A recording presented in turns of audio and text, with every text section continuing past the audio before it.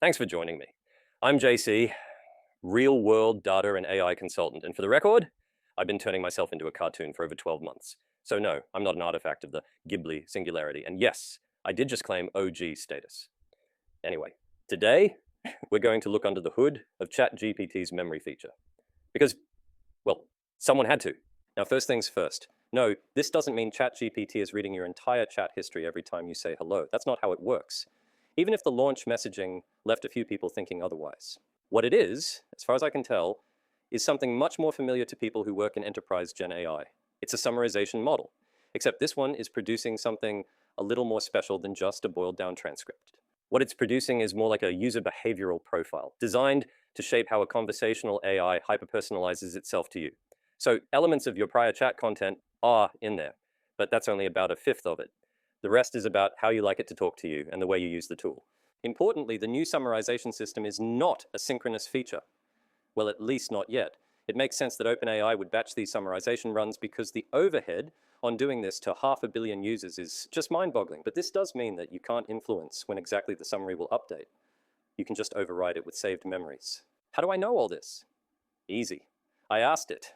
OpenAI told me to talk to ChatGPT about memory. So I did. And guess what? It explained the whole setup, including the document. It now prepends to every conversation. So OpenAI, please don't cancel my subscription if this wasn't supposed to be public, but I really hope it was, because I applaud you for it. Anyway, if you come a little closer, I'll show you exactly what to type into your memory-enabled ChatGPT to see it for yourself. Okay, so you can ask ChatGPT to simply state any of these headings verbatim, and it will print them out. The first one is model set context. That's just your saved memories, copied in word for word, the stuff you added manually. No surprises there. Then it adds assistant response preferences, a short section about how you like ChatGPT to speak. I was surprised at how very detailed and nuanced this section was.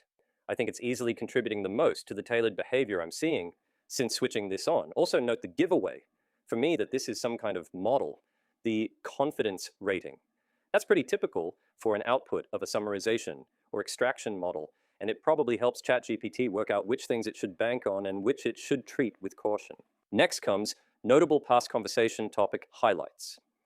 Now this is potentially a really interesting bit. It does pull from your actual chats, but I only had one item listed, so I'm not sure what this model is really looking for as a notable conversation. I can guarantee you I've had more interesting conversations than that. Curious to know what others are seeing. Then we get helpful user insights.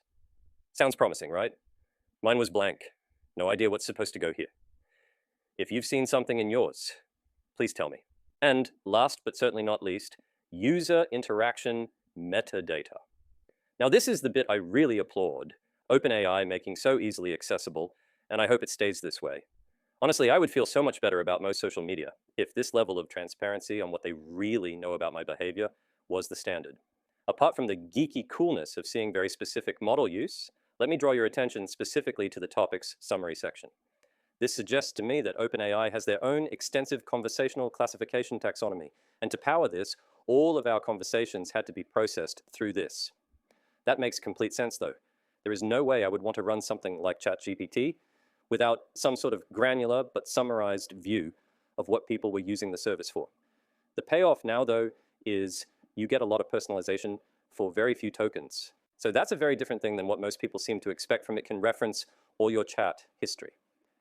Yet, despite that, I think this was a hell of a thing to both roll out to 500 million people and to prove how powerful these conversational models can really be.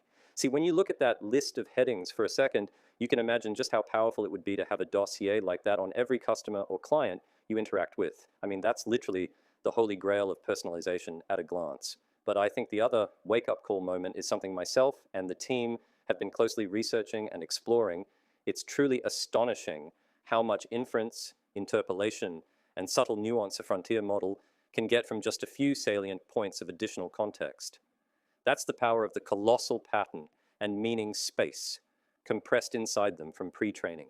So there you have it, folks. The remarkable world of agentic memory has gone mega mainstream, and suddenly everyone gets to see the effects of modern summarization architectures and how easy it really is to brief an agent to be highly tailored and bespoke to any individual.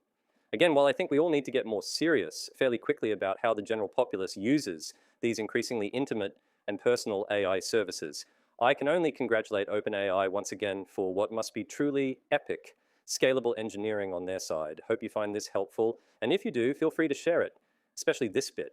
Man, I wish I could lose weight as easily as this in real life. Anyway, cheers.